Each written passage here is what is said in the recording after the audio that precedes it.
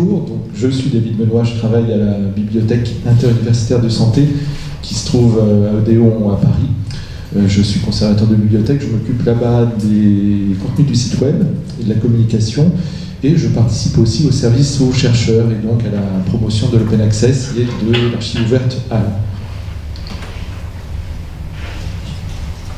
J'en profite pour faire un petit peu de publicité subliminale pour la bibliothèque interuniversitaire de santé que vous connaissez peut-être. Est-ce qu'il y en a certains d'entre vous qui la fréquentent ou qui l'ont fréquentée? Ah, pas tant que ça. Donc la Buis Santé, c'est la plus importante bibliothèque en France dans le domaine de la santé.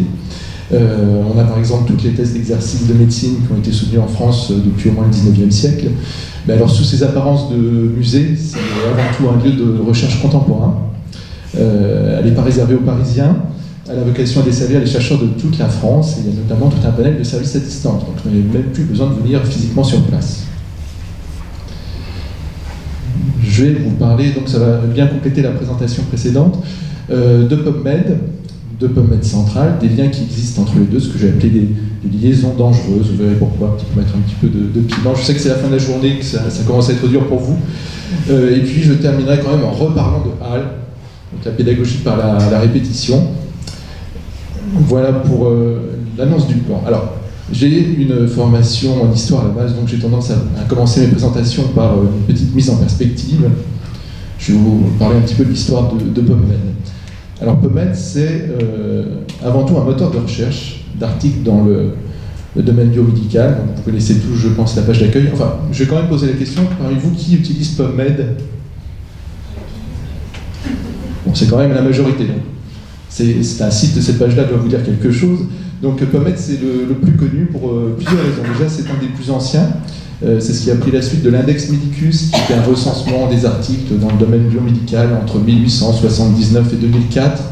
Donc il y a cet aspect historique qui explique que du coup, c'est un des réservoirs les plus importants. Aujourd'hui, on a près de 29 millions de références d'articles qui sont référencés dans PubMed. Alors la plupart des articles sont postérieurs à 1966. On trouve quand même des choses parfois qui remontent au 19e siècle, mais ce n'est pas forcément le plus intéressant dans le domaine médical.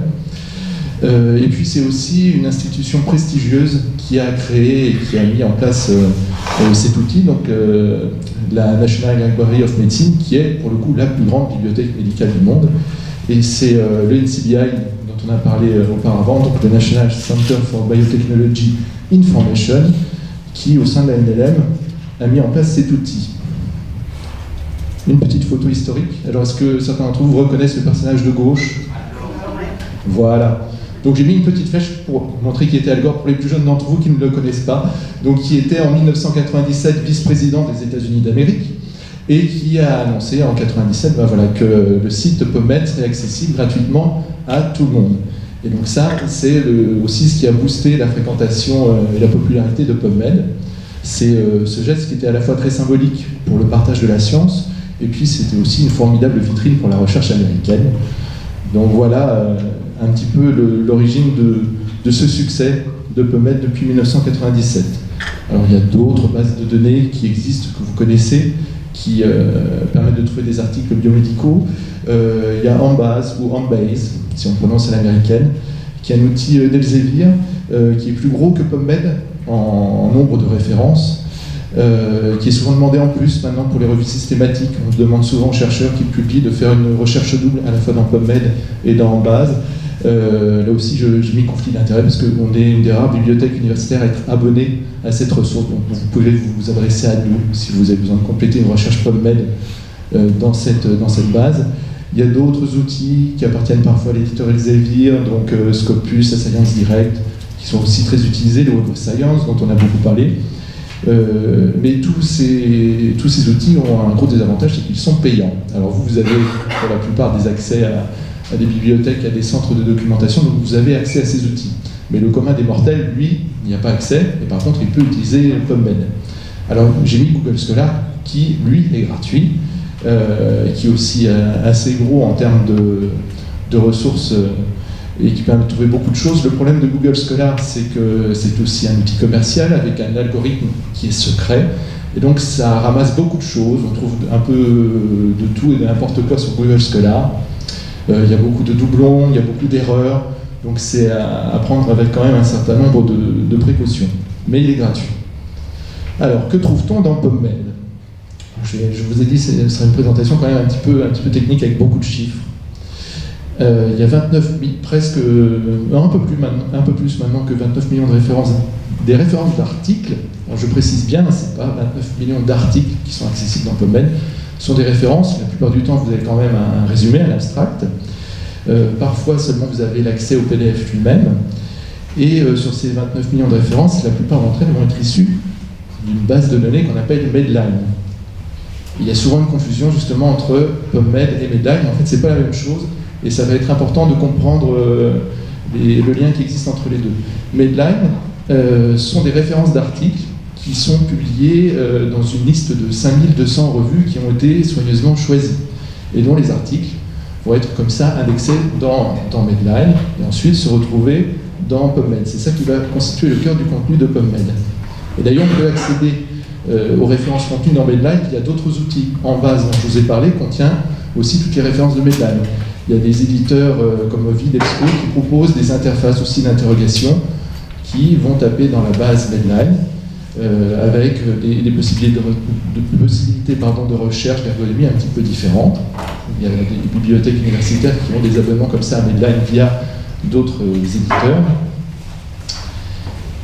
Mais l'intérêt des références de Medline, c'est qu'elles vont être indexées par des êtres humains, pas par des robots, qui vont rajouter des mots-clés qui sont pris dans un vocabulaire, un thésaurus, comme on dit chez les bibliothécaires, complexe, hiérarchisé, avec une hiérarchie de termes. Ce sont les mesh terms que vous allez retrouver en bas des références d'articles dans PubMed, ce que je vous ai entouré en rouge sur ma diapo.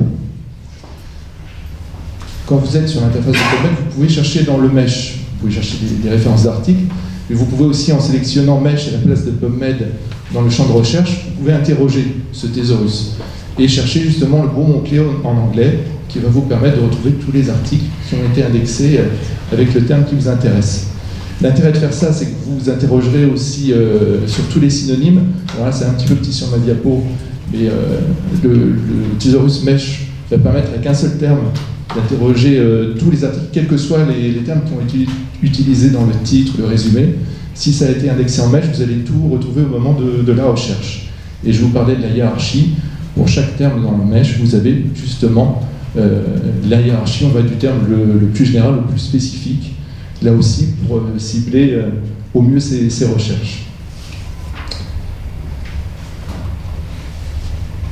Et pour le coup, les équations de recherche qu'on obtient à la fin en utilisant le vocabulaire mesh, ce n'est pas du tout du langage naturel, même si l'interface de PubMed maintenant a tendance à se simplifier et ça donne envie de faire une interrogation en langage naturel un petit peu à la Google. Si vous faites une recherche en langage naturel dans PubMed, vous trouverez forcément des choses. Il y a tellement de références. Même si vous mettez des termes en français, ce qui n'est pas du tout une bonne idée, vous allez trouver des choses. Si vous mettez des termes en anglais, alors là, vous allez trouver beaucoup de choses. L'intérêt de chercher avec les mots-clés du mesh, vous aurez normalement, si vous faites ça bien, tout de suite des articles pertinents qui correspondent à votre recherche.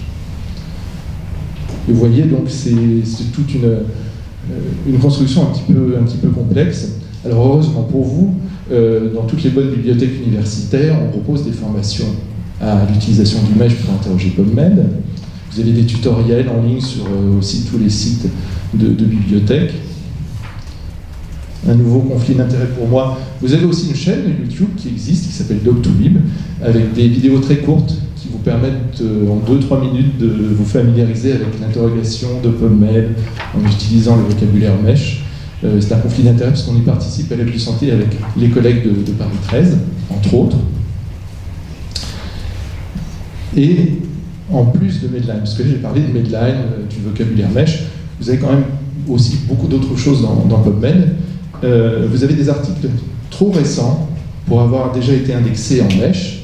Donc ils sont en cours d'indexation, ils ont été fournis par les éditeurs, mais n'ont pas encore été indexés. Donc si vous interrogez Medline avec le mesh, vous ne les trouverez pas. Mais ils sont déjà dans PubMed. Ils se retrouveront après dans Medline. Vous avez aussi, à contrario, des articles qui sont trop vieux. des restes de l'index Medicus, des articles de revues prestigieuses, avant qu'elles soient intégrées dans la liste de Medline. Vous avez par exemple tous les anciens articles du BMJ, de Science, etc. Vous trouvez aussi des références d'e-book, et puis vous trouverez des citations d'articles provenant de PubMed Central. Le lien commence à se faire avec ce deuxième outil. Je vous signale au passage l'existence d'un autre outil qui est bien pratique, qui est français, qui s'appelle ETOP, H-E-T-O-P, qui a été mis en place par le CISMEF, le CHU de Rouen, qui permet, à partir d'un mot-clé français, de trouver l'équivalent en anglais dans le MESH et de lancer directement, en cliquant sur un bouton, la recherche construite, compliquée, dans PubMed. Je reprends ma diapo précédente, ça c'est typiquement le type d'équation de recherche que le moteur ETOP va pouvoir vous construire automatiquement, on n'aurait pas besoin de le faire à la main. Donc là on a cherché une revue systématique sur la phagothérapie avec tous les synonymes justement pour trouver les articles qui ne sont pas encore indexés dans Medline. Donc ça, c'est pas quelque chose, à moins d'être un bibliothécaire de première classe, qu'on va taper naturellement dans PubMed. Donc n'hésitez pas à aller sur le site du CISMEF et à utiliser cet autre outil si vous voulez justement ne pas passer à côté des articles trop récents, si vous voulez vraiment avoir une recherche exhaustive. Un bon diaporama sans patatoïde, ce n'est pas un bon diaporama. Donc j'ai essayé de vous résumer un petit peu tout ce que je viens de dire en une inclusion de patatoïdes multicolores.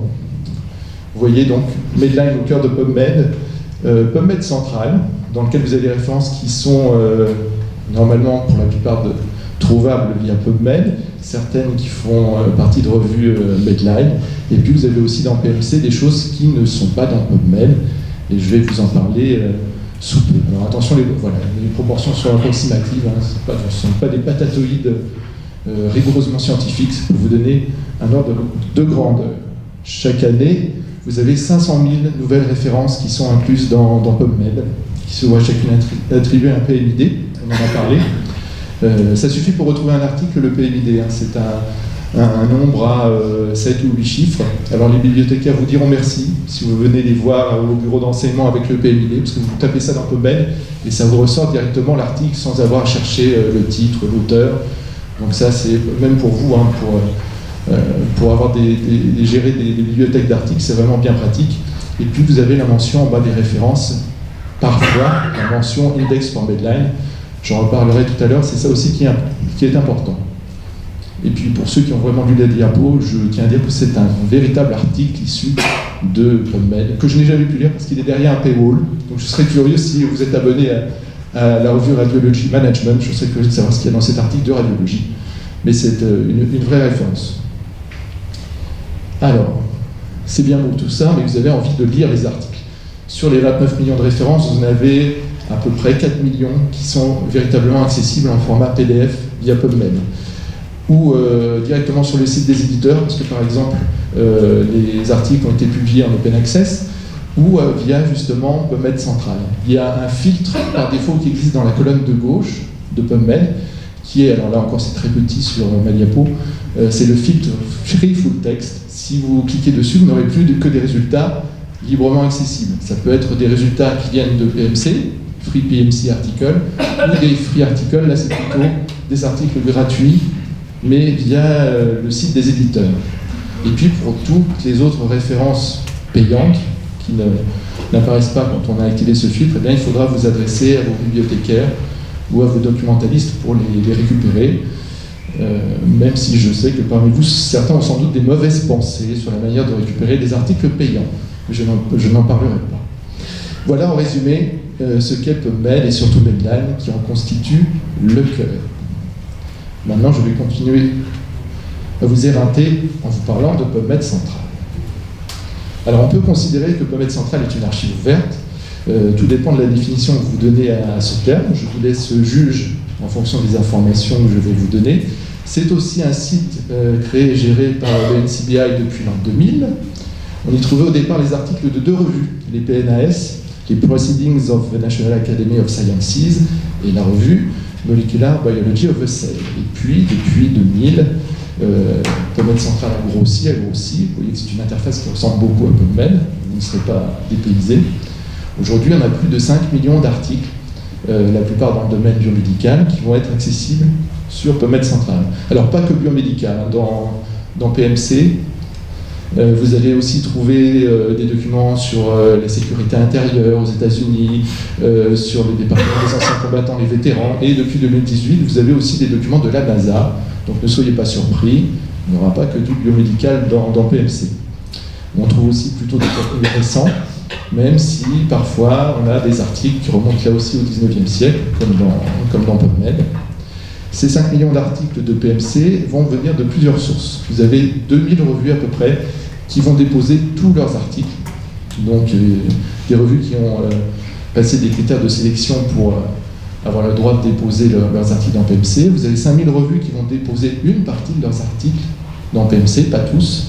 Et puis vous avez des dépôts directement de manuscrits, on en a parlé là aussi, qui sont faits par les auteurs eux-mêmes, notamment pour répondre aux obligations de la NIH, ce qu'on appelle la NIH Public Access Policy, qui est un peu l'équivalent du plan pour la science ouverte, du plan S, sauf qu'aux États-Unis ça existe notamment depuis 2008.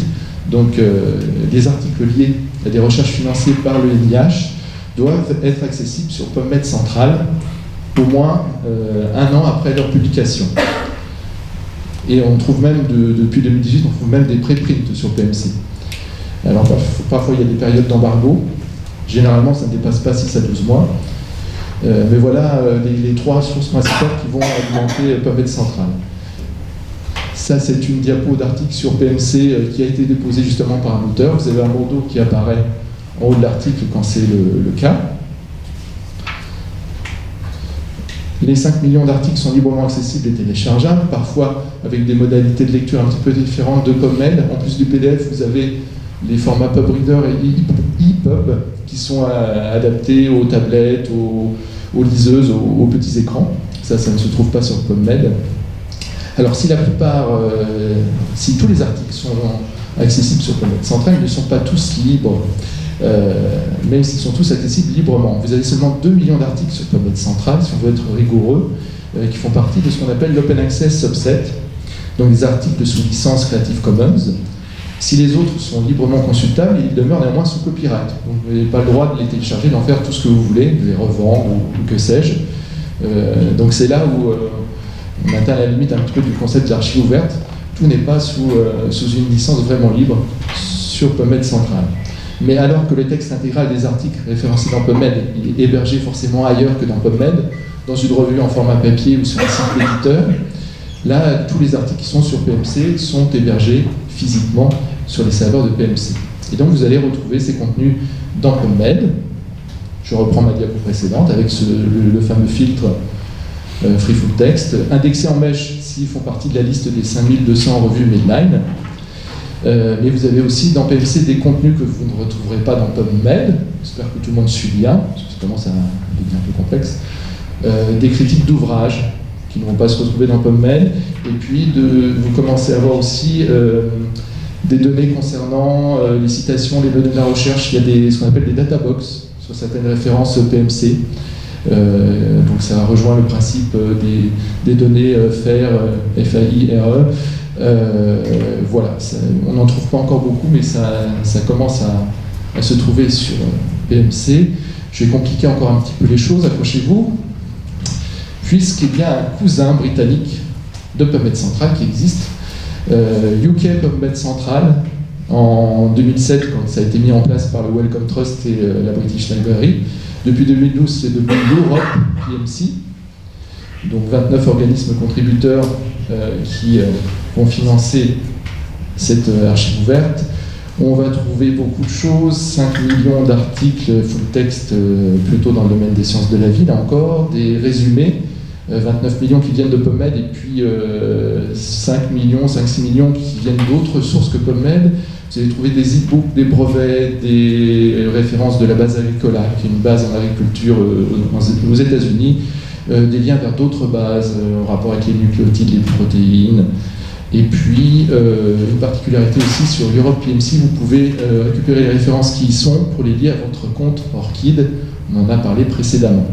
Donc ça aussi, c'est propre à Europe PMC. Et estimez-vous heureux, parce que auparavant, il y avait même un 3e PMC qui existait, c'était PMC Canada, ouvert en 2009 mais qui a fermé début 2018. Donc ça vous permet d'échapper à quelques slides.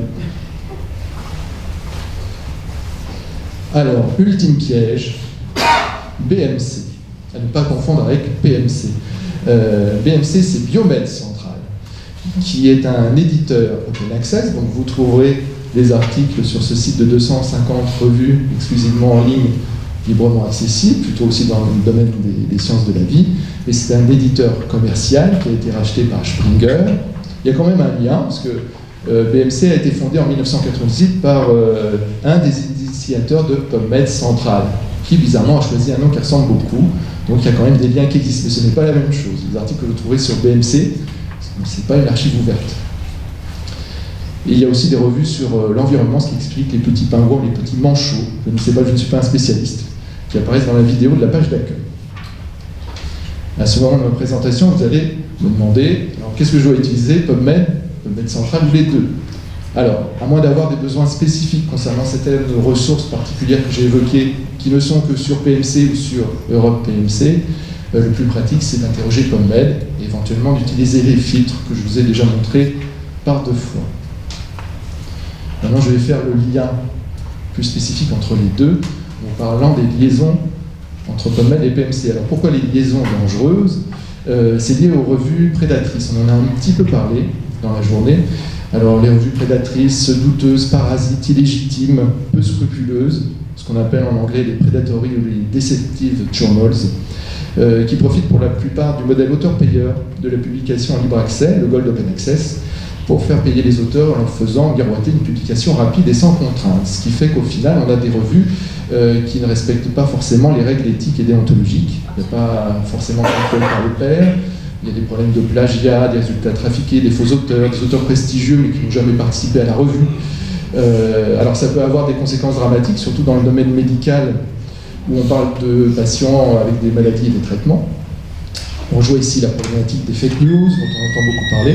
Alors ce n'est pas un phénomène marginal, hein. En 2017, on estimait qu'il y avait environ 10 000 revues éditées par 1 millier d'éditeurs potentiellement prédateurs. Donc méfiez-vous, si vous êtes publiant, vous serez parfois sollicité par des éditeurs ou des revues, vérifiez bien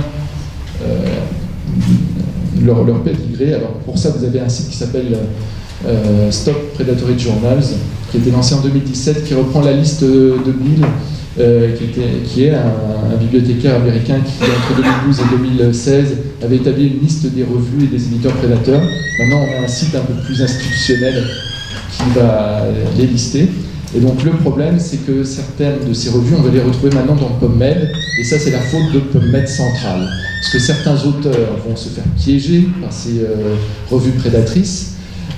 Si leur recherche a été financée par des fonds publics, ils vont avoir l'obligation de déposer leur article dans PMC. Et donc l'article de la revue prédatrice va se retrouver dans PubMed, et là, le titre, la revue prédatrice, va se retrouver indexé dans la liste des revues de PubMed. Parce que vous avez les 5000, on va voir si tout le monde suit encore, vous avez les 5200 revues de Medline, mais dans PubMed, vous avez 30 000 revues qui sont indexées parce qu'un article de cette revue, un jour, a été indexé dans PMC, s'est retrouvé dans PubMed. Voilà, donc plus généralement aussi, les critères d'inclusion des revues qui sont déposées sur PMC sont plus lâches que les critères d'inclusion dans la liste de Medline. Il y a une étude de 2016 qui a prouvé que, par exemple, dans le domaine de la neurologie, 25% des revues prédatrices qu'on avait identifiées figurent dans PubMed. Donc faites bien attention en fonction de votre domaine, vous pouvez avoir des surprises. Et donc la présence d'une revue dans PubMed n'est pas un gage de qualité en soi. Ce qu'il faut regarder, c'est plutôt si l'article fait bien partie de Medline. Il faut bien vérifier qu'il y ait cette petite mention en bas de la référence de l'article dans PubMed. Il y a des appels régulièrement à faire remonter les standards d'acceptation dans PubMed Central, à l'image de ce que fait le DOAJ. Donc le DOAJ, qui est aussi un site qui répertorie des revues en open access, est beaucoup plus rigoureux sur les critères d'acceptation. Il y a beaucoup moins de revues prédatrices qui arrivent à rentrer sur ce site.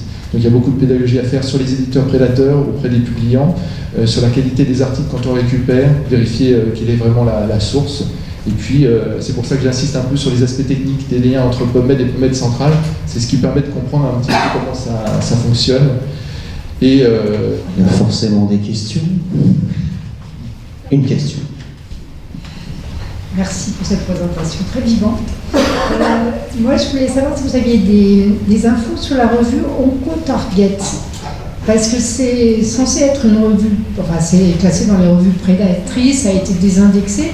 Or, enfin, nous, les chercheurs INSERM, ils publient énormément dans cette revue, qui avait un bon facteur d'impact. Et voilà, il y a tout. Et moi, j'ai cherché des informations et c'est très dur à trouver. Je vous confirme, c'est très dur à trouver. Je n'ai pas de scoop, malheureusement. Ce que j'en sais, je le tiens du blog d'Hervé Maisonneuve, qui est un chercheur qui est spécialiste dans toutes ces questions.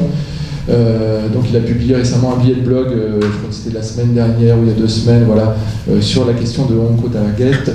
Apparemment c'est pas clair, hein, parce que les éditeurs se défendent, disent qu'il y a un malentendu, que c'est en cours de résolution, donc c'est à suivre.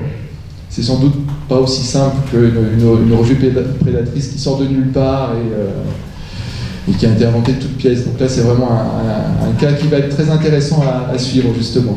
Oui, parce que les critères pour classer une revue comme prédatrice, oui. Quels sont les critères? Ah bah, il y en a plein de différents. Déjà, il faut respecter tout le système du peer reviewing.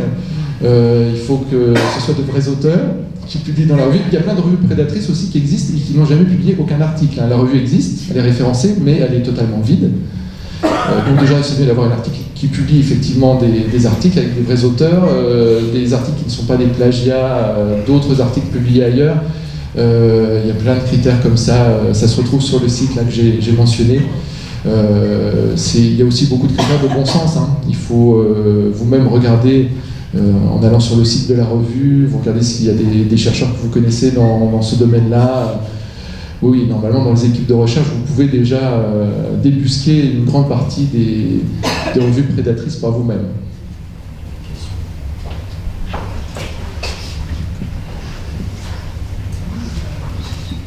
Pour faire suite justement à la question à propos de Oncotarget, est-ce que vous pouvez repréciser un peu plus finement quelles sont les prédations possibles? Parce que Oncotarget, je le dis franchement, moi je suis déjà publié plusieurs fois dans Oncotarget, on a eu un reviewing tout à fait correct. Il s'avère aussi que je suis reviewer assez régulier pour Oncotarget, j'essaie d'y faire un boulot correct. C'est quoi la prédation à ce niveau-là? J'ai cru lire, pas plus tard qu'aujourd'hui, où il m'offrait une revue supplémentaire à faire, qu'on peut potentiellement lancer soi-même un article derrière. Est-ce que ça, c'est de la prédation? C'est vrai que jusqu'à présent, on n'avait pas vraiment vu. Donc là, on dépasse un peu le cadre du truc, mais c'est vrai que le cadre Oncotarget nous laisse un peu suspicieux sur jusqu'à quel point devons-nous être paranoïaques, je vais le dire comme ça. Et encore malheureusement, je ne serai pas le meilleur spécialiste pour répondre à cette question. Je peux vous guider sur le cas les plus simples. Là, c'est vraiment un cas très très particulier d'une revue qui est effectivement reconnue et qui avait toutes les apparences de la respectabilité. J'en sais pas plus que vous, j'allais dire, il va falloir suivre ce dossier-là. J'ai pas, à moins que des collègues dans la salle aient plus d'infos, je vais passer la parole à Vincent. En fait, ils attaquent sur plusieurs stratégies. Hein. Ils essaient de détourner d'une part les APC pour récupérer l'argent des auteurs. Ils invitent les auteurs à venir relire les articles qu'ils font gratuitement pour leur donner crédibilité. Ils font de fausses conférences. Donc ça arrive, hein, on reçoit des mails en disant voilà, vous avez rendez-vous à Londres, vous payez tant de choses, vous arrivez, il n'y a rien sur place. Et maintenant, ils font même des livres en open access, de faux livres. Là, j'en ai vu un ce matin, un tech. Voilà, donc ils attaquent sur plusieurs plans, ils changent tout le temps de nom, comme ça ils n'apparaissent pas dans la liste. Ils ont des noms qui ressemblent étrangement à des noms d'autres revues connues. Et le pire, c'est qu'ils font des plagiats complets de titres de revues existants pour faire un faux site, pour détourner les lecteurs dessus, enfin les auteurs dessus. Donc ils ont vraiment plein de stratégies. Et c'est vrai que par rapport à la journée qu'on a sur Open Science, ça va être clairement une journée entière dessus. Hein. C'est un vrai problème. Tu évoquais le blog Hervé Maisonneuve, il donnait des chiffres du CIRAD. En 2017, 9% de publications revues prédatrices, 97 000 € dépensés. C'est énorme. Ce sont des revues qui demandent quand même qu'on paie. Mais oui, ils détournent le système des APC. C'est pas des APC en fait. Leur intérêt, c'est de gagner de l'argent. Exactement. 97 000 ou Ah, global. Enfin, toi, je voudrais que je revoie le blog, mais apparemment c'était global. C'est ça, hein? sans ligne en fait. Oui. 9% des articles du CIRAD en 2016 publiés dans les revues prédatrices. Je lis en fait, hein, j'ai pas beaucoup de valeur ajoutée sur l'affaire. 343 auteurs du CIRAD, soit 23% des auteurs ont publié dans ces revues prédatrices, ce qui est quand même énorme, dont 61 une seule fois, puisqu'ils s'en sont rendus compte dans la foulée. Et sur la base des frais de publication, donc Zapc était estimé qu'en 2016, le CIRAD avait donné 97 000 € aux revues prédatrices. Donc voilà, ils disent après, il serait important d'avoir des listes plus claires, d'avancer dans... Là, en l'occurrence, c'est un blog de médecins qui publie l'article, mais le même article est republié dans plein d'endroits différents. Et je crois que c'est vrai que ça pose vraiment la question de comment on définit ce qu'est une revue prédatrice. Alors, est-ce qu'une revue...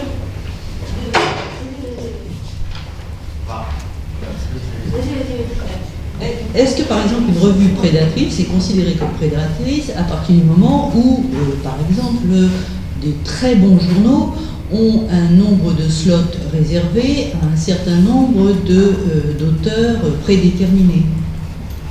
Je pense par exemple au PNAS. Le Proceeding of the National Academy of Science, qui a par an un peu... Voilà. Donc avant de commencer à aller regarder le fétu de paille dans l'œil du voisin, c'est parfois utile d'aller regarder la poutre chez soi. C'est des questions d'éthique et de déontologie, justement, sur la manière dont on va conduire des recherches scientifiques et la manière de publier les résultats de la recherche. Ça, c'est clairement... Alors, est-ce que c'est une revue prédatrice? Enfin, non, parce qu'il y a beaucoup de chercheurs à l'INSERM qui vont être inquiets, comme si on se met à retirer tous les articles de PNAS, c'est un but dans la vie.